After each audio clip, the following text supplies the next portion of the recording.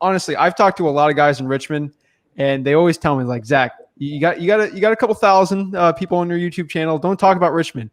And it just, I know people are going to kill me for it, but like, or have Chris on here. He's doing 7 figures. He's in Richmond, Virginia. So I guess the secret's out. I mean, hey, look, Richmond's yeah. So look, here's the deal, right?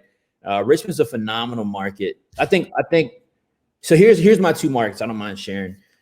So Richmond's one of my market. 804 and 757 area codes are my markets. So Hampton Roads area, Norfolk, Portsmouth. But specifically, why is Richmond a good market? Because we've got such low supply of houses, and it makes it a phenomenally great market for people who are looking to do fix and flip, as well as people who are looking to provide rental opportunities. There's not a ton of single family rentals available in the Richmond market as well. And I think people do very, very well in both of those verticals in Richmond.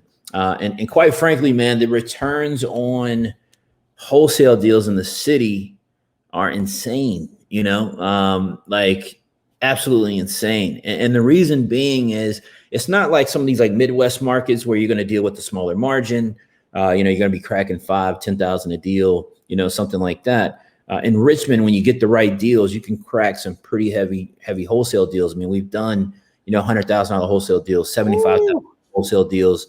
And so, it's a phenomenally great market, man. I like it. I'm not one of those guys, Zach, that like, and I see this and I find it funny sometimes where, people get to a certain level and it's like, who can be in the most markets and who can have the biggest office and who can this and who can that.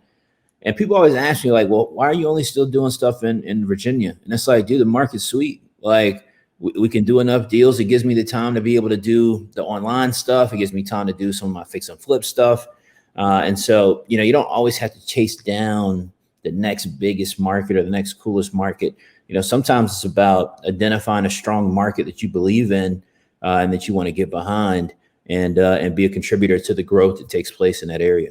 Thank you so much for watching this video today. Consider liking this video. It helps the YouTube algorithm so my videos can get shown to more people so I can help my mission on this channel to help you make over $100,000 in real estate wholesaling absolutely for free. If you're getting any value out of this whole channel or from the clip today, please consider subscribing to the channel. It means so much to me. Have a blessed day.